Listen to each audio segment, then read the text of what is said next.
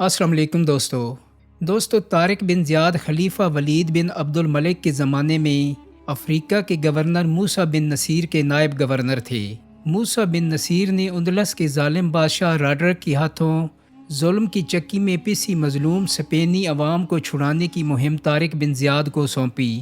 طارق بن زیاد نے اندلس کے ساحل جبل الطارق پر اتر کر اپنی تمام کشتیاں جلا ڈالیں تاکہ مسلمان پسپائی کے بارے میں سوچ بھی نہ سکیں۔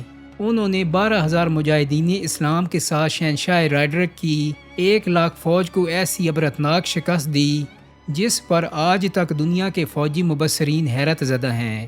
طارق بن زیاد نے 711 سے 715 کے دوران پورے اندلس کو خلافت مسلمہ کا حصہ بنا دیا۔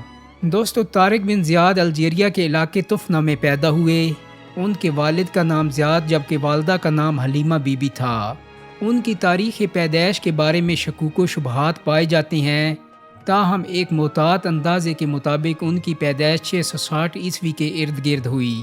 ان کا تعلق بربر قبیلے اشداف سے تھا جو شمالی افریقہ میں مقیم تھا۔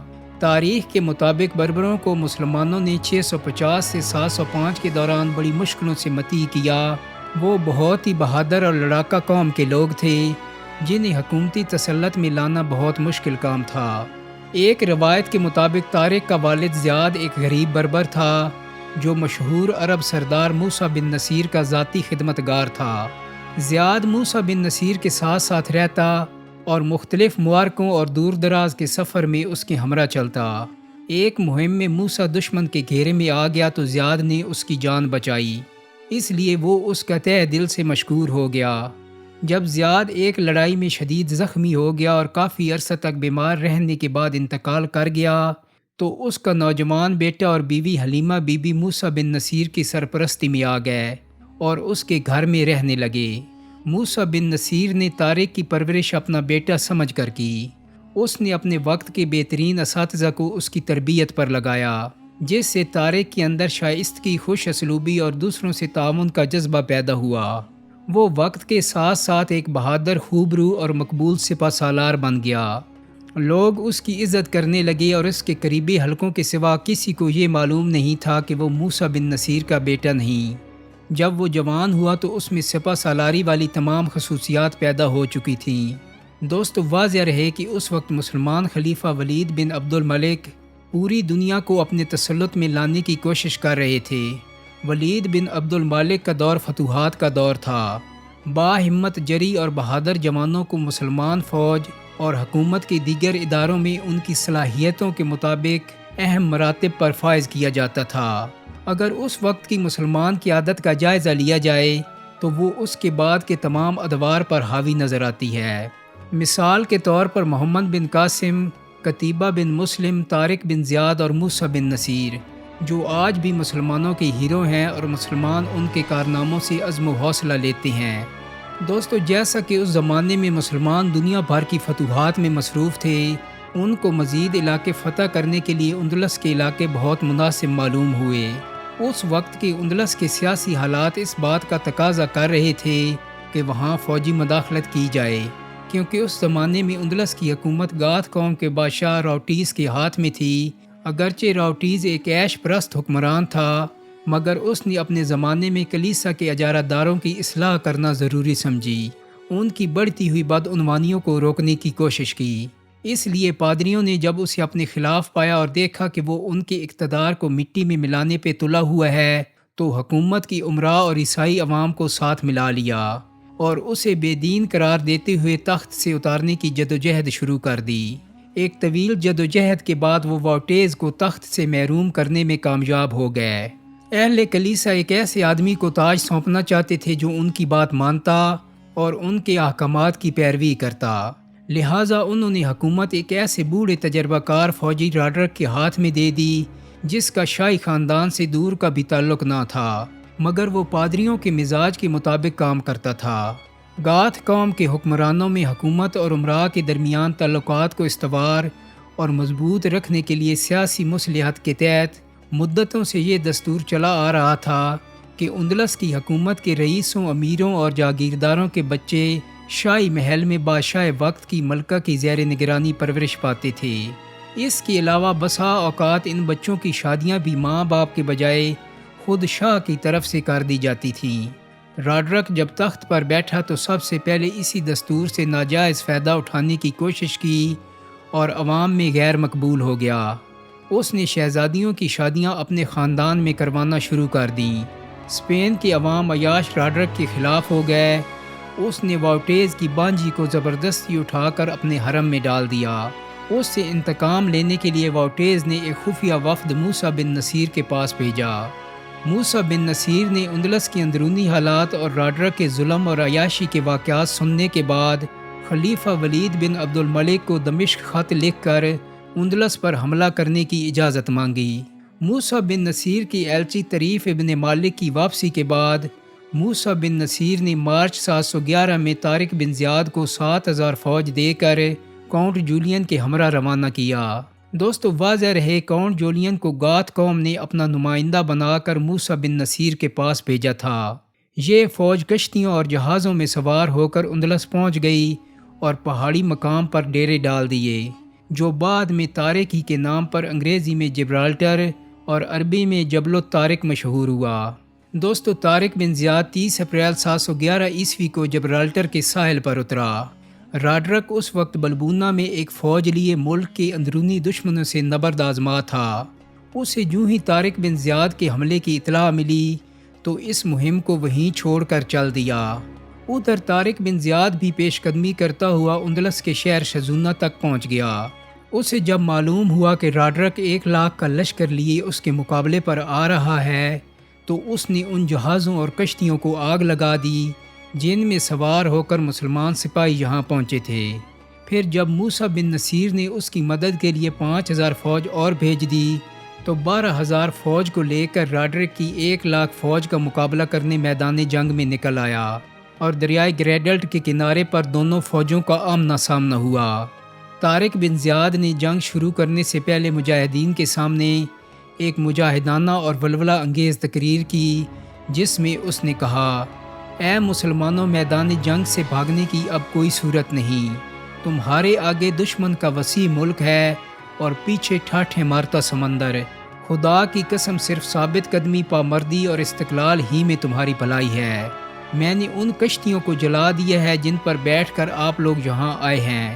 یاد رکھو، اگر مسلمان میدان جنگ میں شہید ہو جائے تو لافانی ہو جاتا ہے اور ہمیشہ ہمیشہ کے لیے اللہ کے ہاں رزق پاتا ہے اور اس کا مقام و مرتبہ سب سے بلند ہوتا ہے۔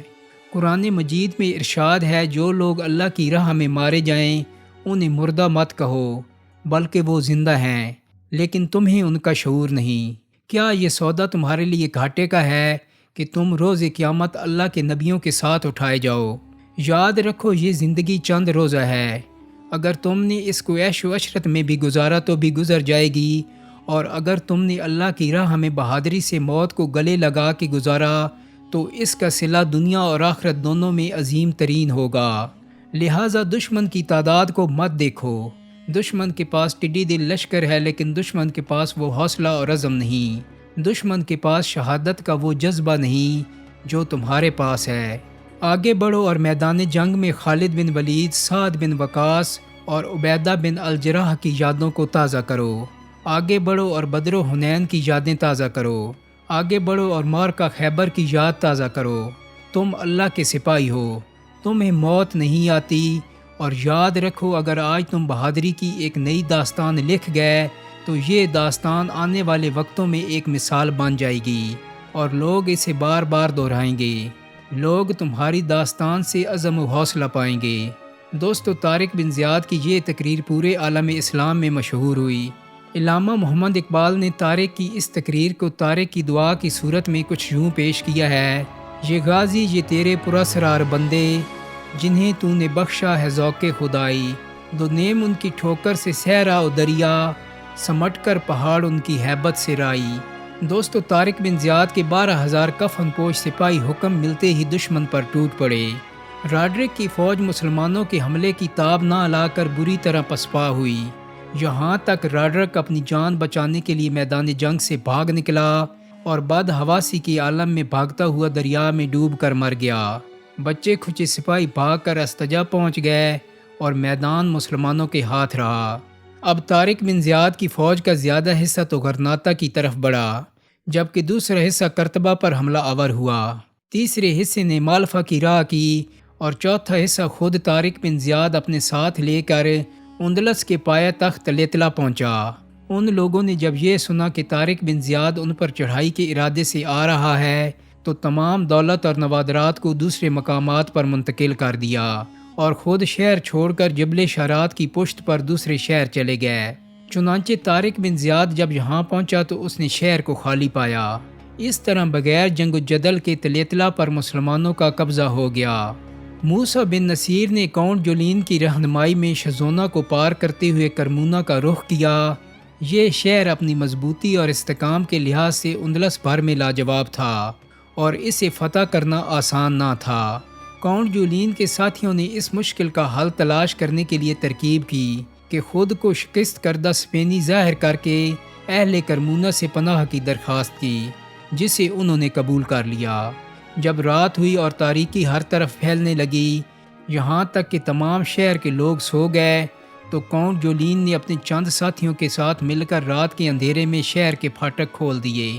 پھاٹک کھلتے ہی اسلامی فوج اندر داخل ہو گئی اور بغیر جنگ و جدل کے کرمونا جیسا بڑا شہر اور اس کے مضافات پر مسلمانوں نے قبضہ کر لیا۔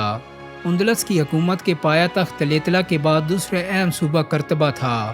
اس کی جانب مہم کو طارق بن زیاد نے خلیفہ ولید بن عبد المالک کے ایک تجربہ کار غلام مغیث رومی کو بھیجا۔ مجاہدین اسلام رات کی تاریکی میں شہر کی طرف بڑھے۔ اتفاقاً جب وہ دریا کو پار کر کے فصیل تک پہنچے تو بارش ہونے لگی۔ موسم سرد تھا۔ شہر پناہ کے محافظ کونوں کھدروں میں جا کر سو گئے۔ مغیث نے بڑے اطمینان و سکون کے ساتھ گھوم پھر کر شہر پناہ دیکھا، مگر اسے کوئی راستہ نہ ملا۔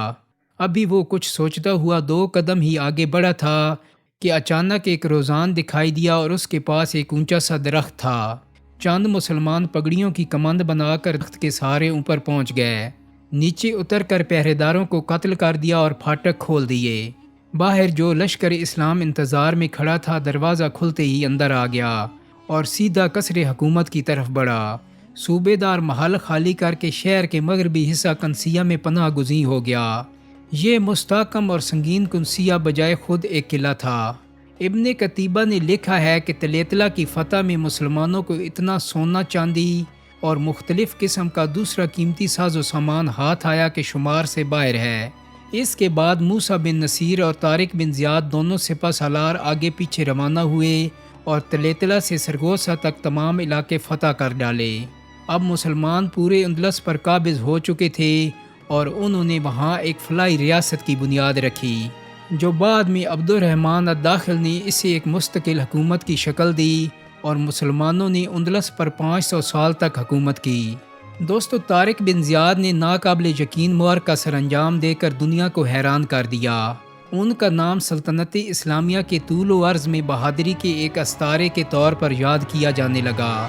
ولید بن عبد المالک کے انتقال کے بعد جب سلیمان بن عبد المالک خلافت پر براجمان ہوا تو اس نے انتقامی کارروائی کرتے ہوئے ولید بن عبد المالک کے تمام نامی گرامی عاملین اور سپہ سالاروں کو تہہ کرنے کا منصوبہ بنایا۔